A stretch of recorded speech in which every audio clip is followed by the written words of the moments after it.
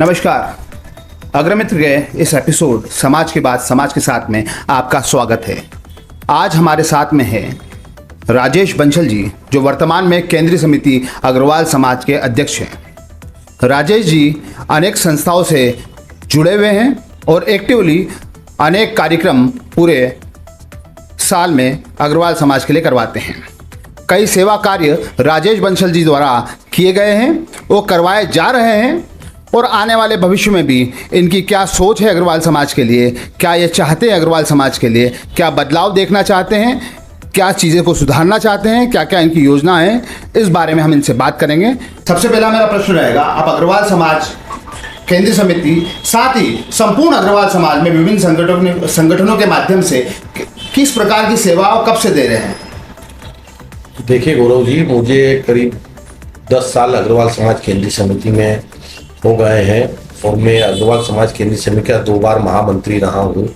करीब 6 वर्ष पूर्व भी मुझे अध्यक्ष पद की पेशकश की गई थी, लेकिन मैंने सोच लिया था कि जब तक मैं पूरी तरीके से परिपक्व नहीं हो जाऊँ समाज सेवा के लिए, तब तक मैं यह पद नहीं लूँगा। मैंने सबसे पहले शहर की धनाढ्य संस्था श्री अग्रसेन महासभा का अध्यक्षीय कार्यकाल लिया। उस अध्यक्षीय कार्यकाल में मैंने सबसे पहले जब देखा कि चिल्ड वाटर की बहुत समस्या है, एमवाई में मंडी में किसानों आते हैं, उनको पानी पीने को नहीं मिलता। एमवाई में जब देखा कि यार यहाँ के मरीजों को पानी नहीं मिलता, तो मैं स्वयं शिरडी गया, शिरडी से एक टैंकर बनवा के लाया। हमारे अग्रसेन महासभा के दानदाताओं को जिसको भी मैंने टेलीफोन किया, मुझे पैसा लेने जाने की जरूरत नहीं पड़ी। मैंने जिन को भी फ़ोन किया, उन्होंने मुझे कितने पैसे भेजना, और मुझे तत्काल उन्होंने सहायता की और मैंने वो पानी का टैंकर बनवाया। पानी का टैंकर बनवा कर पूरे हम जहाँ पर भी सुबह छावनी अनाज मंडी में, दोपहर में एमवाई में, वो नियमित सेवा हम टैंकर के द्वारा दे रहे हैं। अधिकतर समय हम उसे निःशुल्क ही चलाते हैं और पूरा जो उसका खर्चा होता है वो हमारे बंसल परिवार गोयल नगर की तरफ से जाता है। कभी कभी हमें महासभा के जो दूसरे मेंबर रहते हैं, जैसे अभी रमेश जी डायमंड सीमेंट वालों ने जबरदस्ती मुझे 1 लाख रुपए भेज दिए और बोला नहीं राजेश जी ये टैंकर आप मेरी तरफ से चलवाओ, तो इस तरीके से हम उसके लिए भी मना नहीं करते हैं और वो टैंकर हमने शुरुआत की। उसके बाद एक मैंने देखा कि कितनी महिलाएं करवा चौथ का उद्यापन पैसे की वजह से नहीं करवा पाती है, तो मैंने अग्रसेन महासभा में ही निःशुल्क उद्यापन का कार्यक्रम चालू करवाया। तो शुरू में हमने 21 महिलाओं से चालू करवाया, जो आज हम 81 महिलाओं का करीब 3000 लोगों का भोजन हम लोग शुभ कार्य में करवाते हैं और वो पूरा कार्यक्रम निःशुल्क अग्रसेन महासभा के बैनर तले करवाते हैं। तो मेरी शुरुआत जो हुई थी सेवा कार्य की, वो अग्रसेन महासभा से शुरुआत हुई है। जब मैंने देख लिया कि अब मैं पूरी तरह से परिपक्व हो गया हूँ, तो मैंने केंद्रीय समिति के अध्यक्ष की बागडोर 2 साल पहले संभाली। तो संभालते से ही जब मैंने देखा कि इसमें भी ठोस काम की आवश्यकता है, ठोस काम करना चाहिए, तो हमारे पूर्व अध्यक्ष गोविंद जी ने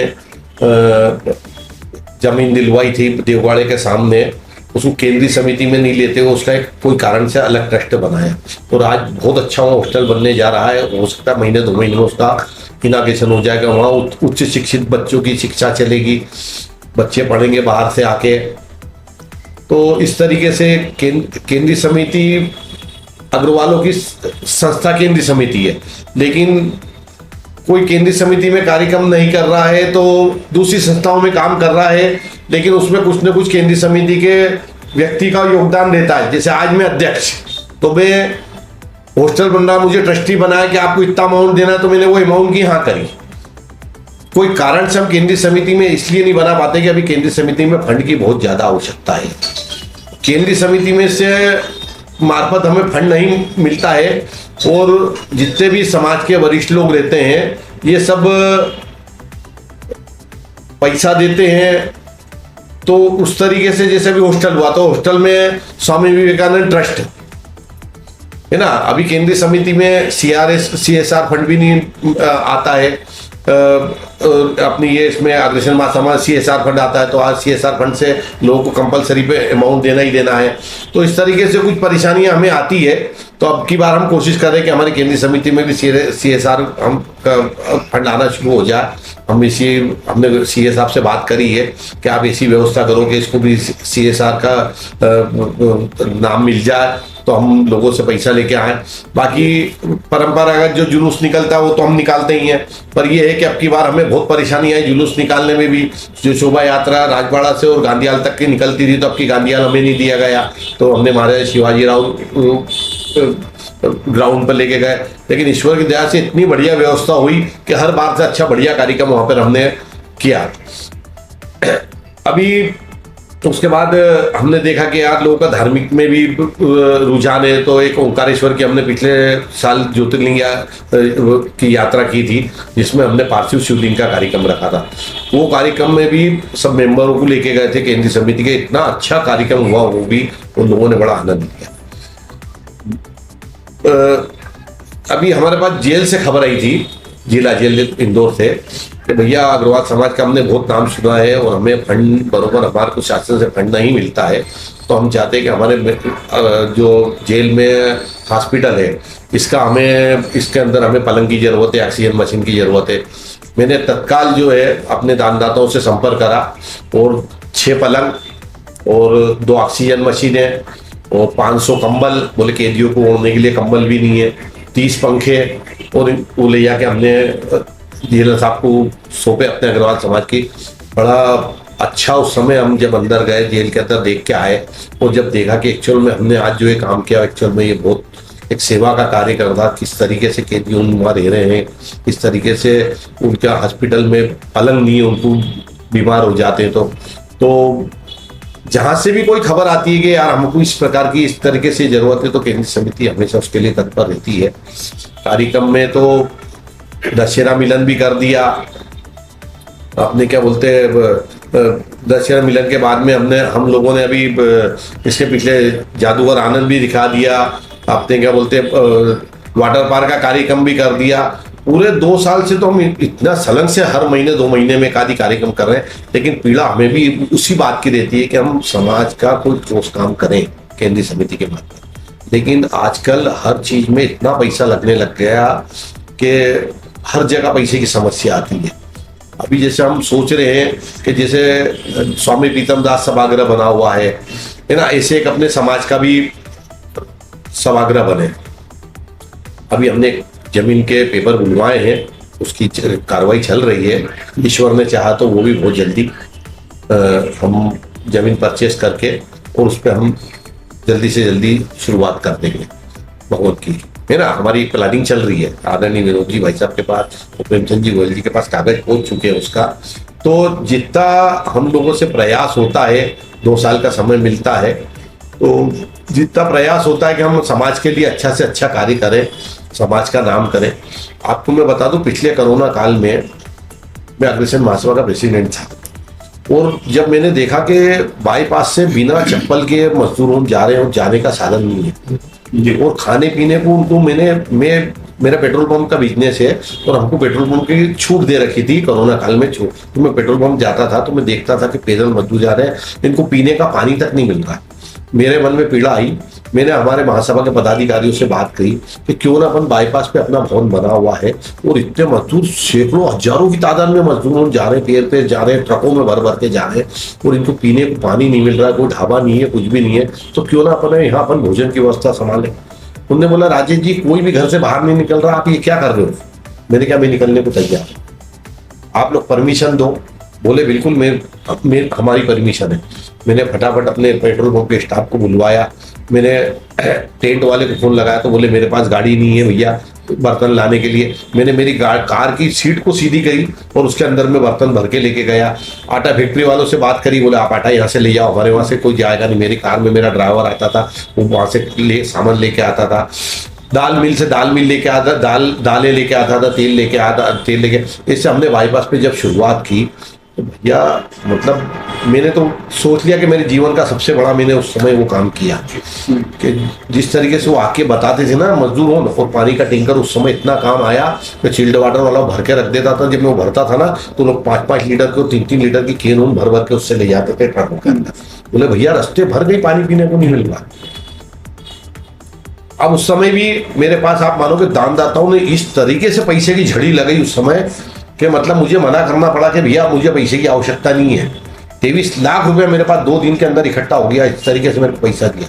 और जब मैंने सब जगह से जब ये करीब 20-25 दिन मैंने कैंप चलाया वो पूरा, उस समय टोटल पैसा लगा 13 लाख रुपए, जबकि 4-4 हजार आदमी रोज भोजन करता था, 3-3 हजार आदमी। वो पैसा कितना लगा? 13 लाख रुपए।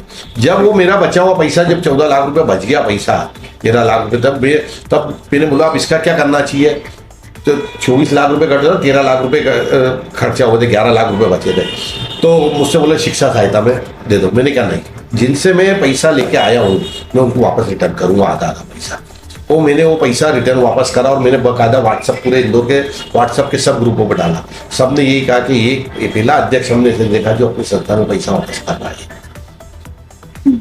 उसके बाद से तो मैंने अग्रसेन महासभा में जिस चीज के लिए जब पैसा मांगा, मुझे कहीं लेने दुकान उनके वहां लेने जाने की जरूरत नहीं पड़ी। मैंने सिर्फ फोन किया कि मेरे को इतने पैसे की जरूरत है और मैं ये काम करने जा रहा हूँ।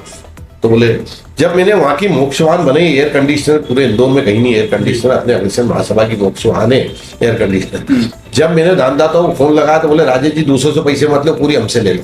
मैंने कहा नहीं, मैंने कहा बिल्कुल नहीं, सबका योगदान रहेगा तो लोगों को लगेगा कि हाँ यार कोई चीज बने। नहीं तो मैं तो क्या करता, लाओ एक जना दे दो तो काम हो जाता। लेकिन मैंने क्या नहीं, पैसा था तो विनोद जी की तरफ से आपत्ति के पूरी में हमसे, आप अगर बनवा रहे हो तो पूरी मेरे से ले लो। सुभाष जी बजरंग वालों ने बोला आप मेरे से ले लो, प्रेम भैया ने बोला मेरे से ले लो, टिकम जी ने बोला। मैंने क्या नहीं भैया योगदान आप तो, और क्या बोला 1-1 लाख रुपए दे दो आप तो सब जने। 28 लाख रुपए इकट्ठे हुए, उसमें 28 मेंबरों के तो पैसा लगा 23 लाख रुपए। 5 लाख रुपए बचे। मैंने कहा ये 5 लाख रुपए अपने महासभा में रख लो, इसके मेंटेनेंस में ड्राइवर की तनख्वाह के अंदर आएंगे। बहुत बढ़िया।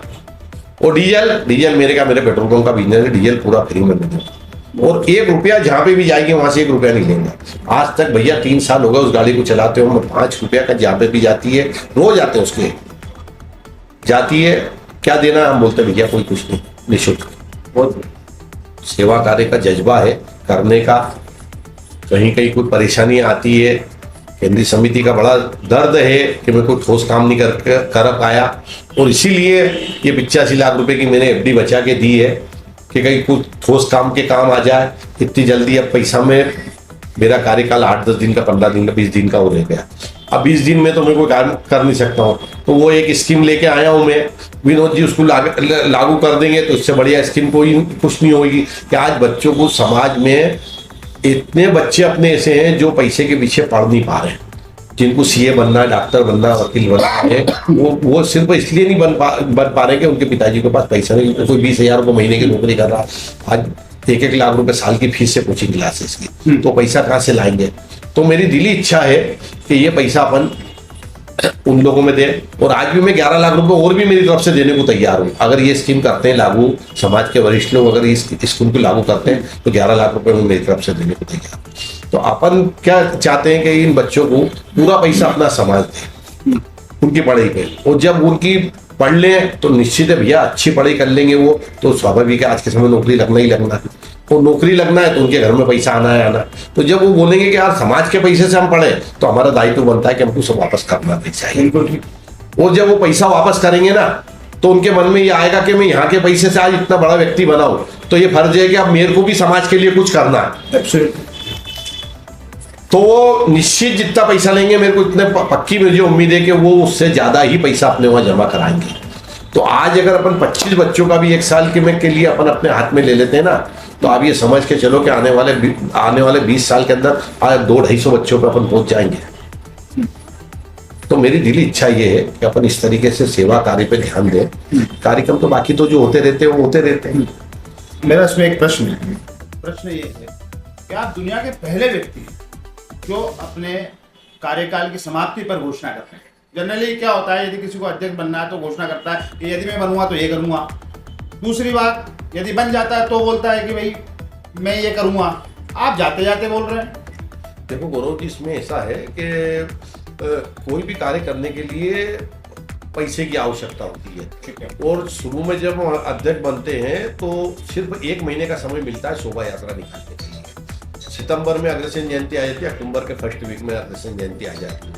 अब इसमें ऐसा रहता है कि अग्रसेन जयंती पे जब शोभा यात्रा निकलती है उसमें कम से कम 30-40 लाख रुपए खर्चा आता है। तो पहले तो वो इकट्ठा करो 1 महीने के अंदर, सब दानदाताओं से पैसा लेके आओ, अपने सलाहकार मंडल से पैसा लेके आओ, शोभा यात्रा निकालो। शोभा यात्रा के बाद दूसरा कार्यक्रम आ जाता है, क्योंकि ये अगर नहीं निकालेंगे तो लोग क्या बोलेंगे कि साहब वो अध्यक्ष जी ने वो काम करा ही नहीं जो बरसों से चला हुआ आ रहा है। तो हर जगह पैसे की समस्या आती है। अब जब मैंने ये पूरे 2 साल ये काम करा, जो मैंने अभी बताया ना आपको, हमने जो है अपने क्या बोलते हैं शोभा यात्रा भी निकाली, अपने वाटर पार्क का कार्यक्रम भी करा, अपने जो है दीपावली मिलन भी करा। तो इस तरीके से वर्ष भर यात्रा भी लेके गए जगन्नाथपुरी, अपने क्या बोलते हैं APL भी करवाया, है ना। तो इस तरीके से सेवा के भी कार्य करे। बीच बीच में राम भगवान का कार्यक्रम आया था, राम मंदिर की प्राण प्रतिष्ठा का आया था, राम भगवान का भी एक आयोजन करवाया था। तो इस तरीके से पूरे वर्ष भर कार्यक्रम चलते रहते हैं, तो हमें क्या फंड बरोबर मिल नहीं पाता। आखिरी में जब ये मेंबरशिप बनती है, सदस्य वो नए बनते हैं, इसका जो पैसा आता है उसके बाद हमें वो खर्चा करने के लिए कोई आगे कोई ऐसे कार्यक्रम रहते नहीं है। तो हमारा फर्ज बनता है कि वो पैसा हमको समाज में जमा करना है। अभी जो पैसा आया ये 85 लाख रुपए, इसमें करीब 60-70 लाख रुपए तो इसका आया है, और करीब 10-12-15 लाख रुपए में अभी बैलेंस शीट बनाने में लगा हुआ हूँ। 10-15 लाख रुपए इसमें जो आया हुआ है, ये हमने जो कार्यक्रम करे इसमें से पैसा बचा है। ऐसे करके ये, और एक 12,65,हजार रुपए इसमें हमको ट्रेन यात्रा में से बचा था। अच्छा, वो हमारी कार्यकारिणी ने जो उनने ट्रेन यात्रा के संयोजक थे उनसे निवेदन किया कि आपका जो भी पैसा बचा हमें वापस करो। तो उनने हमें ये पैसा वापस किया। तो 12,65,000 मुझे कल ही मिला वो है। तो उसमें मैंने 1,35,000 रुपये और अपने केंद्रीय समिति से मिला के उसको 14 लाख रुपए की FD करा दी। आज जो FD हुई है वो ऐसे करके ये टोटल 85 लाख रुपए की FD हुई है। 5 साल की करवा दी आपने जी। अब ये शिक्षा सहायता बैंक जो आप बनाना चाहते हैं एजुकेशन बैंक, तो इसमें कैसे सहायता मिलेगी भाई? बैंक भी FD को तोड़ेंगे? नहीं, तो अपन ने तो अभी पैसा सेफ रखने के लिए FD करवाई है। अपन तो तोड़ सकते हैं ना इसको। कोई दिक्कत थोड़ा, जैसे ही अपने समाज के वरिष्ठों ने बोल दिया, अपने संरक्षक जी ने और परामर्शदाता ने बोल दिया कि अपने को ये योजना लागू करना है, तो उसको अपन तोड़ सकते हैं ना। कोई बैंक वालों से अपने कंडीशन करके करिए, बोले आप बीच में तोड़ सकते हो, ऐसा कुछ भी नहीं है। पर अभी तो अपने को अपना पैसा सेव करने के लिए अभी एकदम तत्काल तो योजना लागू नहीं करना चाहिए, कर नहीं सकते। अपन एक कमेटी बनाएंगे, कमेटी भाई अभी हमारे प्रमुख संरक्षक जी से बात भी नहीं हो पा रही है, वो थोड़े से बिजी चल रहे हैं। तो उनसे बात हो जाएगी उस समय कि भाई साहब अपना ये बहुत अच्छा एक प्रोजेक्ट है, अगर अपन इसको चालू करते हैं तो अपन अपना हॉस्टल बन ही रहा, हॉस्टल में अपने बच्चे आएंगे, ऐसे ही अपन वहाँ देख लेंगे कोई ऐसे बच्चे हुए जैसा, और अपने पास में आवेदन जिस तरीके से आते हैं पूरी कमेटी बना के पूरी छानबीन करेंगे कि एक्चुअल में इनकी स्थिति ऐसी है कि नहीं। तो अभी हम देख रहे हैं जो शिक्षा सहायता बढ़ती है, कारों में घूम रहे और अपने समाज से शिक्षा सहायता उठा रहे हैं। कटु सत्य बोल रहा हूँ ये बात में आपसे, तो बहुत गंभीर बात बोल रहे हैं। हाँ बिल्कुल, जो कारों में घूम रहे हैं वो भी शिक्षा सहायता ले रहे हैं। आश्चर्यजनक बात है ये समाज के लिए। स्कूटरों पे घूम रहे जबकि उनको हक नहीं बनता इस चीज का लेने का, बिल्कुल नहीं बनता। लेकिन अब करे क्या कि कोई देखने जा नहीं रहा ना, स्कूटनिक होती नहीं है। तो इसके अंदर तो अपन पूरी तरह से के 4 जनों की कमेटी, उस क्षेत्र का कौन जवाबदार अग्रवाल व्यक्ति है, भैया एक्चुअल में इसकी स्थिति ऐसी है कि नहीं, वो 4 जनों की साइन होके आएगा कि हाँ यार हम पूरा चेक करके आए और एक्चुअल में ये पैसे देने स्थिति में नहीं। उसके बाद ही उसका अपन लोन पास करेंगे और बिल्कुल इंटरेस्ट फ्री लोन देंगे, जिससे उसके ऊपर कोई भार नहीं आए। उसकी इच्छा हो तो समाज को बढ़ा के पैसा दे, नहीं तो अपना मूल पैसा वापस दे दे, वो दूसरे के काम है। अच्छी योजना है और उसको क्रियान्वित होना चाहिए। समाज के लिए वरिष्ठ आएंगे तो जल्दी है क्रियान्वित, मतलब जमीन पे भी योजना आ जाएगी। और अपने समाज के गुरु जी वरिष्ठ हमेशा चिंतित रहते हैं, पर हर कोई कार्य कर रहा है तो वो खुद अपना ट्रस्ट बना के इसलिए कर रहा है कि उसको बाद में किसी प्रकार की कोई समस्या नहीं आए। जैसे कि समाजों में अक्सर होता है कि उनने पैसा लगाया और दूसरे दिन नया अध्यक्ष आया और उन्होंने उस व्यक्ति का वहां से नाम ही हटा दिया। तो जिसने पैसा लगाया उसके मन में तो ये आता ही नहीं कि यार मैंने किसके लिए क्या करा। तो आज जैसे अपने केडी कंस्ट्रक्शन वाले टिकम जी हैं, वो बहुत बड़ा हॉस्पिटल बना रहे, लेकिन वो उनका खुद का ट्रस्ट का बना रहे। आज एक केंद्रीय समिति से रिलेटेड ही एक संस्था है हमारा, जो अग्रसेन जी के नाम से कुछ ऐसा है, उस 3 एकड़ जमीन पड़ी हुई है अपनी बाईपास पे वो, तो उस पर अभी प्रेमचंद जी गोयल उनकी खुद की तरफ से पूरा 100 कमरे का एक गार्डन बना के देने शादी ब्याह का, जिससे यहाँ पर नामात्र शुल्क में अपने अग्रवाल समाज के बच्चों की शादी हो, उसके लिए वो भी उसमें हम लोगों को भी ट्रस्टी बनाया है। तो 2-3 महीने में वो काम भी शुरू होने वाला है। तो समाज के विनोद जी की इच्छा यही रहती है कि मैं समाज में, आज अपन ने देखा विनोद जी ने काम करे, हाँ कोई कंक्रीट काम करे, और हम लोगों से बोल रखा है उन लोगों ने कि तुम लोगों के पास इस तरीके से कोई कंक्रीट काम आए तो आप हमारे पास लेके आओ, अपन उसको काम को निपटाएंगे। उसी लिए आज वो होटल जो बन रहा है वो एक कंक्रीट काम बन रहा है, महासभा का भवन बना हुआ है, सही अग्रसेन महासभा का 50 कमरों का आदरणीय प्रेमचंद जी गोयल साहब ने वो जमीन दी है ना। तो समाज के वरिष्ठों की तो यही भावना है कि समाज में हम लोग काम करें, अच्छा काम करें, काम संभालने वाले रहे। तो आज आप देखो विनोद जी इंदौर में अभी 14 योग सेंटर चला रहे, बिल्कुल चला रहे, पूरा खर्चा प्रेमचंद जी गोयल और विनोद जी उठा रहे उसका। मैं और किशोर गोयल जी उसके संयोजक है, हम लोगों को जिम्मेदारी दे रखी है, और ये बोल रहा है कि अपने को भी 20 सेंटर और चालू करना, बहुत बढ़िया। स्वच्छ इंदौर के साथ अपन स्वस्थ इंदौर भी रखना चाहते हैं। और हर सेंटर पे आप समझ लो 100 लोग, कम से कम 80 से 100 लोग हर सेंटर के ऊपर आते हैं। 14 सेंटर के ऊपर अभी कंटिन्यूस ये सेवा चल रही है। तो समाज के वरिष्ठ लोग, तो हम लोग अच्छे काम के लिए अगर पैसा लगाएं तो उनकी तरफ से दिल खोल के हमको पैसा देने क्यों देते हैं हम लोग। अब थोड़ा सा सर चुनाव पे आ जाते हैं। आप पहले अध्यक्ष है 71 लाख की एफडी बनाने वाले, बराबर? ऐसे आप पहले अध्यक्ष है जिसके कार्यकाल में इतना विवाद, इतना जूतम फेंक बोले जाएगा, वो तो शब्द सही नहीं होगा, इतना मतलब एक दूसरे में लांछन डालना, एक दूसरे के प्रति घृणा की भावना, आप पहले अध्यक्ष, ऐसा क्यों? देखिए गौरव जी, पहले तो आपको बता दूं 71 की नहीं 85 लाख की एफडी हुई है। हाँ 85 लाख है ना, 85 लाख की एफडी हुई है। रहा चुनाव का, तो प्रजातंत्र में सबको अपना अपना चुनाव लड़ने का अधिकार है ना। सब अपने अपनी उपयोगिता बताना चाह रहे हैं, तो अच्छा है। और जो ये समाज में जो एक दूसरे के प्रति आक्रोश आ रहा है, और ये जो जिस तरीके से आप रोज देख रहे हैं कि क्या क्या हो रहा है, तो अगर किसी अध्यक्ष ने अच्छा काम किया है तो उसको किसी प्रकार से कोई डरने की जरूरत नहीं है, वो बेबाक तरीके से जवाब दे। जैसे आप देखें अभी तक का जो मैं 6-7-8 साल से मैं भी देख रहा हूँ, मैंने कभी भी नहीं देखा होगा कि चुनाव के पहले कोई साधारण सभा में नहीं, अभी तक नहीं हुआ है ना। आज मुझे इस बात की पीड़ा थी कि जब मेंबर हो ना अपना को पैसा दे रहे हैं, उनकी फीस कटवा रहे हैं, तो अपन उनकी बात की सुनवाई क्यों नहीं कर रहे हैं। जब वो चाहते हैं कि भैया एक साधारण सभा बुलाए, हमारी बात रखने का हमको मौका दें, तो मेरे मन में आया नहीं, ये बिल्कुल इनकी मांग जायज है। और मैंने तत्काल, अगर मेरा क्या 20 तारीख से और 28 तारीख तक मैं बाहर, अगर मैं 20 से 28 बाहर नहीं होता तो गौरव जी मैं 21 तारीख को ही इसको साधारण सभा, लेकिन मेरे बाहर होने की वजह से मैंने 29 तारीख को बुलाई है। निश्चित रहो आप जो जिसके जो प्रश्न हो, बिल्कुल बाकायदा हाथ जोड़ के उनके सवालों का जवाब देंगे, क्योंकि मेरे मन में किसी प्रकार का कुछ भी न मैंने कभी समाज का दोहन करने की कोशिश की, न मैंने कोई समाज से कोई फायदा उठाया, न मुझे समाज से आगे कोई पार्षद बनना है, न कुछ मुझे समाज से नेतागिरी करना है। मुझे एक समाज की सेवा करने का एक जुनून था, तो मुझे 2 साल बहुत अच्छी तरह से मिला। मैंने बहुत अच्छी तरह समाज की सेवा की, ठीक है। और मैं अपने आप को बड़ा गुणवान मानता हूँ कि समाज ने मुझे बड़ा अच्छा मान सम्मान दिया। अच्छा, एक और प्रश्न आपके से सीधा प्रश्न पूछना चाहूंगा। आपने एपीएल का जिक्र किया, यात्रा का जिक्र किया, 2-3 बार जिक्र कर दिया अभी तक के वीडियो में। ये एपीएल और यात्रा के हिसाब का क्या लफड़ा है? सार्वजनिक रूप से हिसाब मांगा जा रहा है, आरोप लगाए जा रहे हैं 2 व्यक्ति विशेषों पे, क्या लफड़ा है? मतलब इसमें कुछ जो सच में धांधली है, क्या कुछ कंफ्यूजन फैल गया है?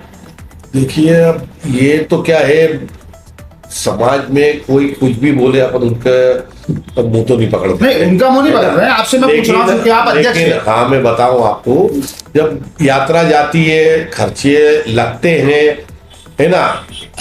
अब इसमें समस्या क्या आ जाती है कि कोई ऐसा सोचता है कि मैं यात्रा ले आता तो इतना खर्चा लगता है, ये ले गए तो इतना क्यों लग गया, तो उस पर आपस में मन एक मुटाव हो दूसरे पे आरोप प्रत्यारोप लगने चाहिए। ऐसा कुछ है नहीं। ऐसा कुछ मुझे तो नहीं लगा अभी अभी तक नहीं। है ना। एपीएल में भी मैंने देखा, हाँ। पैसे आते हैं, वो खर्चा भी होते हैं, खर्चा भी चलता है, 8 दिन का आईपीएल होता है, लेकिन मुझे अभी मेरी जानकारी में तो इस तरीके का नहीं आया। हाँ। और जहाँ लगा कि भाई यहाँ पैसा बचना चाहिए यात्रा में, तो बराबर। हम लोगों ने कार्यकारिणी के मार्फत उन लोगों से बात भी करी, हिसाब भी मांगा। किन लोगों से? जो यात्रा के संयोजक थे, कौन था संयोजक? संयोजक आदरणीय किशोर गोयल जी और संजय बाकड़ा जी, तो उन क्यों थे ये संयोजक? आपकी कार्यकारिणी हाँ जहां पर लोकतांत्रिक तरीके से हाँ। निर्वाचित संयोजक उपलब्ध है, हाँ। तो इन्हें जिम्मेदारी क्यों? क्योंकि ये लोग पहले ले जा चुके हैं। इन लोगों का इंटरेस्ट रहता है कि भैया हम लोग को हमको सर देखो गौरव जी क्या रहता है, अध्यक्ष पे तो बहुत सारी बातें रहती हैं, तो अध्यक्ष काम बांटता है। तो जब देख लिया कि ये लोग पिछले बार की यात्रा ले गए थे, इनके साथ अपन 4 लोग और जोड़ देते हैं, अब नई टीम बनी उनको जोड़ देते हैं, ये लोग पहले लेके गए थे। अनुभव के कारण अपन उन लोगों को जो है चलो भैया आप ही लेके चले जाओ, ठीक है। लेके जाते हैं। अब उसमें पैसा हम लोग पहले पूरा जोड़ लेते हैं, जो खर्चा आता है वो उस तरीके से सबसे पैसा ले लेते हैं। वो बाद में जब इसके स्पॉन्सर मिल जाते हैं तो हम इन लोगों से पैसा वापस मांग लेते हैं। अभी हम जब ये जगन्नाथपुरी यात्रा लेके गए तो हमने एक झाड़ फूकला वाले अपने अग्रवाल समाज के व्यक्ति थे, अपने इंदौर में एक कंदोई परिवार है, उनके भैया जी थे, उनने वहाँ का खर्चा उठाया, विष्णु बिंदल जी ने खर्चा उठाया काय का स्पॉन्सरशिप का। तो हमने बोला कि भाई स्पॉन्सरशिप का खर्चा उन लोगों ने उठाया, तो उन्होंने बोला हाँ भैया उठाया, और ये 13 लाख रुपए बचे हैं, हम आपको ये 13 लाख रुपए दे देंगे जैसे ट्रेन के एडवांस जमा आएंगे। अभी पैसा आया, मैंने उनसे मांगा, उनने मुझे पैसा दे तो दिया। इतने दिनों बाद यात्रा तो कब से होगी? पैसा ट्रेन का जो एडवांस पैसा रहता है उसको निकलने में करीब 2-4-6 महीने का टाइम अच्छा। लगता है। तो हाँ स्वाभाविक है इस बार लेट हो गए, तो लेकिन पैसा आया 13 लाख रुपए। वो जो पैसा था 12 लाख 12,65,000 वो अकाउंट मतलब सरकार के अकाउंट में था, हाँ, और उसमें 10 लाख रुपए था उसमें। अच्छा। 3 लाख रुपए केस रखा था, 35,000 रुपए का कोई एक गिफ्ट को, और कोई जो जिनने स्पॉन्सर करा था उनको कोई गिफ्ट विफ्ट दिया। अच्छा। तो 35,000 रुपए उसमें कम बताया। हाँ। तो वो जो खर्चे में आया तो 12,65,000 रुपए उन्होंने शुद्ध उसकी आय बताई है, तो 12,65,000 मुझे दे दिए उन्होंने। अच्छा, तो ऐसा कुछ है नहीं, ये सब अफवाह है। अब सब मैंने बोला ना किसी का मुंह नहीं पकड़ सकते हैं, बस सीधी बात। लेकिन क्या है भाई, हिसाब जिनके पास रहता है, अगर आप उन पे विश्वास नहीं करोगे तो अगली बार क्यों यात्रा ले आएगा उसके बाद। इसलिए अपन किसी के लिए नहीं बोल सकते कि भैया इनने इस तरीके का काम किया, ये करा काम किया, उनने समाज के लिए काम किया और मेहनत की, इसमें भी कोई दो राय नहीं है। मेहनत भी की उन लोगों ने। मोटा आपके जितने भी कार्यक्रम हुए, हाँ। ये मैंने देखा हाँ। कि एक व्यक्ति विशेष को आप हमेशा जिम्मेदारी सौंपते हैं, तो क्या उस व्यक्ति विशेष में कोई मतलब विशेष क्वालिटी है? नहीं, ऐसा देखो ऐसा नहीं है। क्या रहता है, पूरी कार्यकारिणी मिलके काम करती है। किसी को माइक पे बोलना अच्छा आता है, कोई बोलना पसंद नहीं करता। हाँ, बराबर है, बिल्कुल ठीक है ना। कार्यक्रम का मैं आपको स्पेशल बता दूं, जैसे पिछला भाग उत्सव करा, हाँ। जो गायक था श्याम सरोना उसको मैं लेके आया, भोजन की पूरी व्यवस्था मैं करता था, है ना। जो हमारे संयोजक रहते थे गोविंद सिंगल जी प्रयोग जी करके थे, उनका क्या काम था कि भैया आए स्टेज देख लिया कैसा क्या बना, क्या करना। बाकड़ा जी को माइक पे बोलने का शौक है तो उन्हें माइक संभाल लिया। इस तरीके से मिलके सब काम करते हैं। कोई भी ये नहीं बोल सकता है कि मैंने अकेले ने काम किया। ठीक है, टीम वर्क। जब अग्रसेन जयंती पे जब शोभा यात्रा निकलती है तो बाकायदा इसी टेबल पे बैठ के बाजे घोड़े वाले को यहीं करा, है ना। भोजन की पूरी व्यवस्था यहीं करी। ठीक है, शोभा यात्रा में चल समारोह की पूरी जगह जगह का फोल्डर बनवाना, ये बनवाना, ये आप कर लो, ये आप कर लो। इस तरीके से देखो कार्य काम जो भी होता ना वो काम बट के ही था। ठीक है, तो इस तरीके से सबने मिलके इसको काम किया। अपन ये नहीं बोल सकते। हाँ, जो समाज का संचालन जो करते हैं, जो माइक पे बोलना जो विशेष रहता है, किसी किसी को एक शौक रहता है, और हम लोगों को शौक नहीं है तो अपन दे देते हैं कि यार भैया आप कर लो। बाकी काम सब मिलके करते हैं, ये पक्की बात है। कोई ये नहीं बोल सकता कि मैंने अकेले ने मिली। आपके महामंत्री दिखते हैं नहीं? कुछ तो उनकी फैमिली प्रॉब्लम है, इसलिए मैंने 2-3-4 बार बात करी। बोले राजीव भैया अभी मेरी फैमिली प्रॉब्लम में उलझा हुआ हूँ, मेरे को स्वास्थ्य भी मेरा अच्छा नहीं है, मैं स्वास्थ्य के लिए भी बॉम्बे भी होके आया हूँ, तो मैं आपको टाइम नहीं दे पा रहा हूँ। ठीक है, क्योंकि बाकी मेरी टीम निजी कारणों से वो नहीं आ पाए। आपका जो कार्यकाल रहा, हाँ, इस कार्यकाल में रहा, इसके बारे में आपने बताया। साथ में अभी वर्तमान में आप मुख्य चुनाव अधिकारी की भूमिका भी निभा रहे हैं। बिल्कुल ठीक है। ठीक है, मुख्य चुनाव अधिकारी की जो भूमिका आप निभा रहे हैं,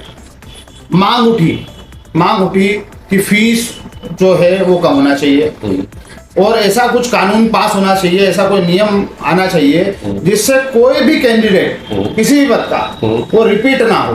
हाँ बिल्कुल ठीक।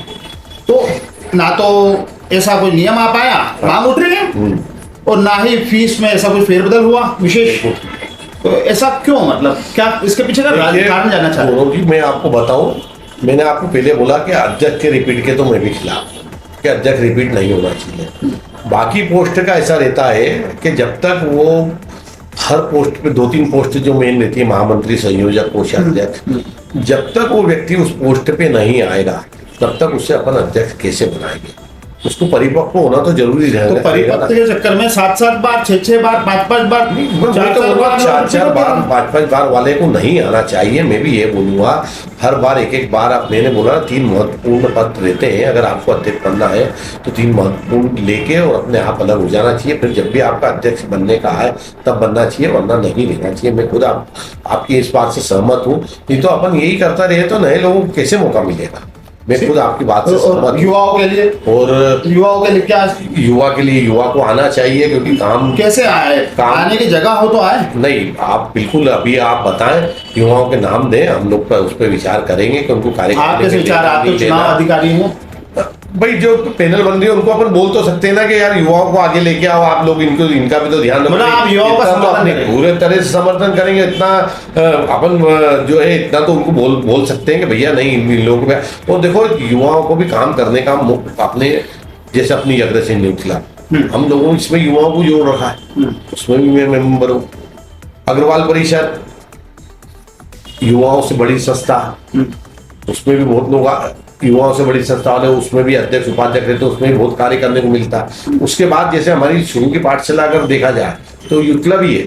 यूथ क्लब से हम निकल के फिर महासभा में गए, वो महासभा से सब समझ के और फिर केंद्रीय समिति गए। तो कुल मिला के सभी युवाओं को ये मौका नहीं है कि वो इतना, मतलब आप डायरेक्टली ऐसा कुछ नियम लाते हुए, या फिर कम से कम आप निवेदन करते हैं पैनल वालों से, 50% कम से कम युवा रखे, नए रखना चाहिए। तो आते हैं। आप देखो पिछली बार ये जैसे अपने क्या राजेश मित्तल जी हुए, मनोज अन्नपूर्णा जी हुए, नितिन हुए, और अपने क्या बोलते हैं संजय बद्रुका जी, एक तरीके से तो युवा ही बोलेंगे इन लोगों को। कई ऐसे चेहरे जो रिपीट हुए हैं। हाँ ठीक है, हाँ अब नहीं आना चाहिए। मैं खुद बोलूंगा कि अब आप नए लोगों को मौका मिलना चाहिए। फीस के लिए मैं आपको ये बोलूंगा कि देखो, फीस में पहले भी फीस जब कम रहती थी ना तो फॉर्म भर के चले जाते थे, ठीक है ना। भले उनकी कैपेसिटी चुनाव लड़ने की नहीं थी, लेकिन मैंने देखा एक बार शायद अध्यक्ष की 5,000 रुपये फीस थी, जहाँ तक मेरा ख्याल है। हाँ। और एक व्यक्ति में नाम नहीं लेऊंगा, तो 5,000 रुपये में महामंत्री के शायद 5,000 रुपये थे, महामंत्री का वो फॉर्म भर लिया, है ना। बिल्कुल सत्यता आपको बात बता रहा हूं मैं, इसलिए उस व्यक्ति का मैं नाम नहीं बता रहा हूं। अब वो महामंत्री का फॉर्म मेरा भराया, ठीक है।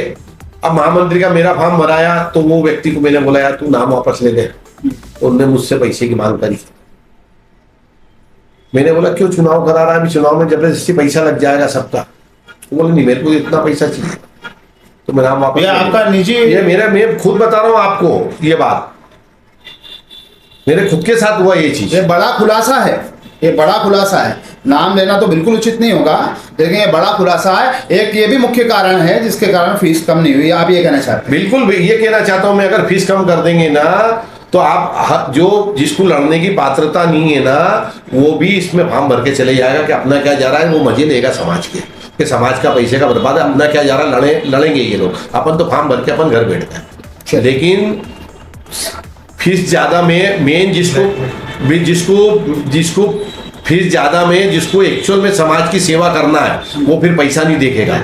वो तो यही करेगा मेरे को भले कितना भी मेरा पैसा लग जाए, मेरे को समाज सेवा में आगे आना है, और वही व्यक्ति आएगा जो इसके काबिल रहेगा।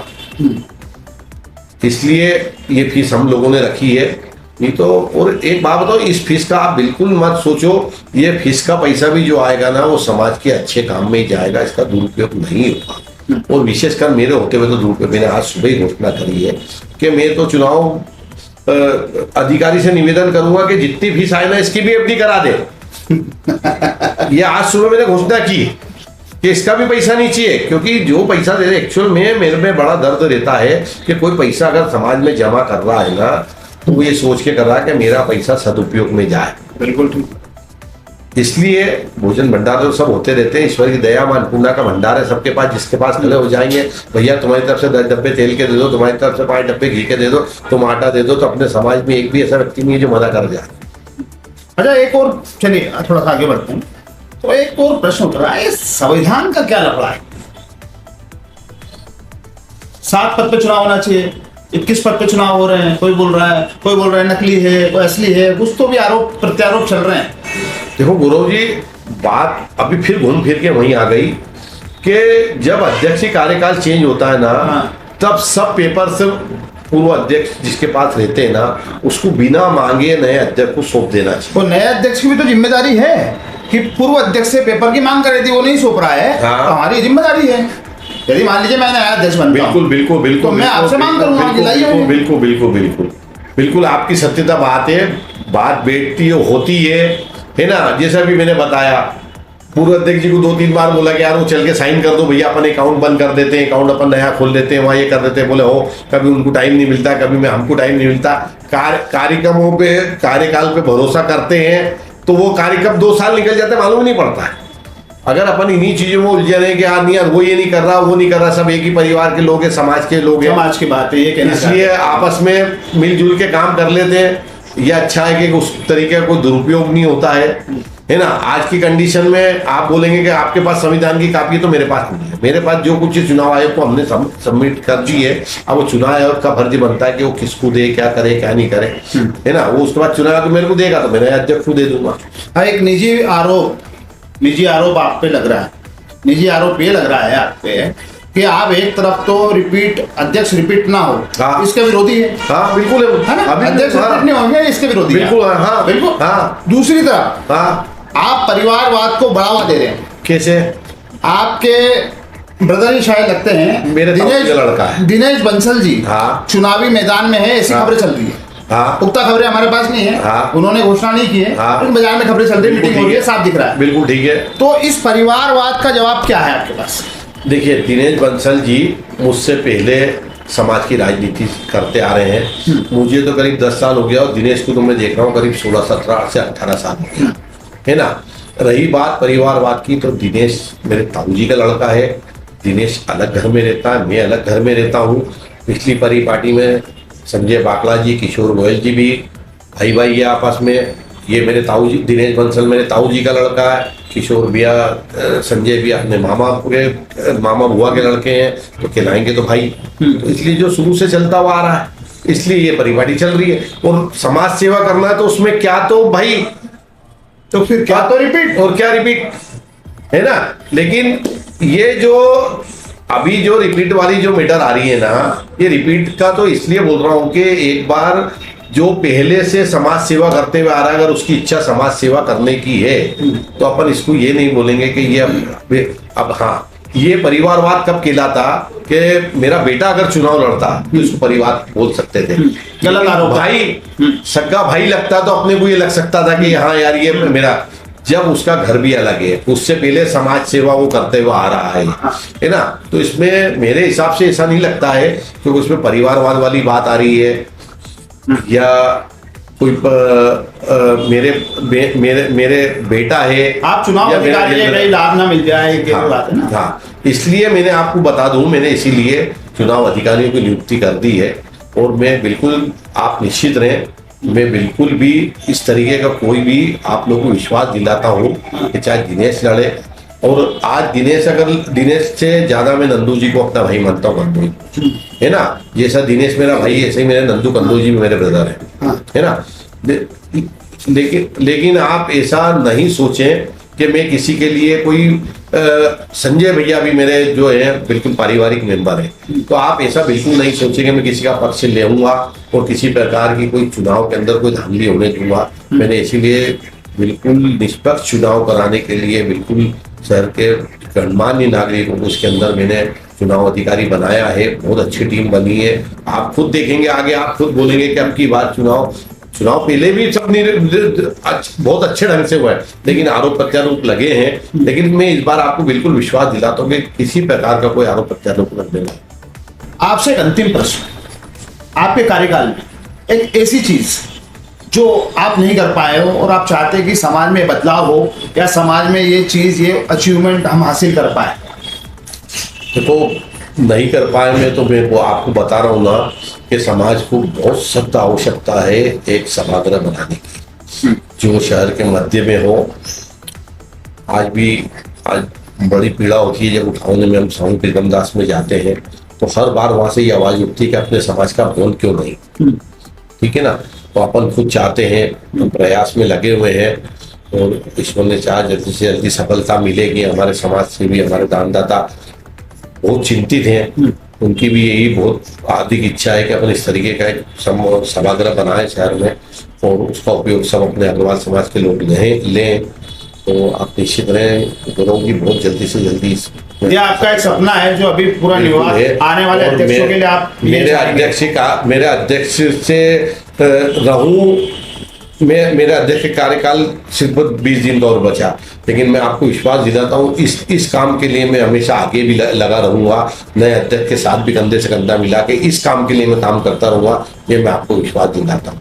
और आपके चैनल के माध्यम से ही मैं सबसे निवेदन करूंगा कि चुनाव आ रहे हैं, अपना परिवार है, भाईचारे से चुनाव लड़ें, किसी प्रकार का कोई वाद विवाद नहीं करना है, आरोप प्रत्यारोप नहीं करें, सब अपन एक ही परिवार के लोग हैं। समाज की बात समाज में रहे, किसी प्रकार की कोई बात इधर उधर नहीं जावे, यही मेरी सभी से निवेदन है। ये थे हमारे साथ राजेश बंसल जी, जिन्होंने बहुत ही बेबाकी से सभी प्रश्नों का उत्तर दिया। हम आपका धन्यवाद करते हैं राजेश जी, और उम्मीद करते हैं कि हमारी ये पहल आपको पसंद आई होगी। हम ये चाहेंगे 2 शब्द हमारी इस चुनावी पहल के लिए भी बोल देंगे। चलो, मैं जो अभी एक अग्रमित्र नाम का ग्रुप जो व्हाट्सएप पर चल रहा है, मैं देख रहा हूँ सब युवा से लेके और बुजुर्ग लोग तक उसमें जुड़े हुए हैं उस ग्रुप के अंदर।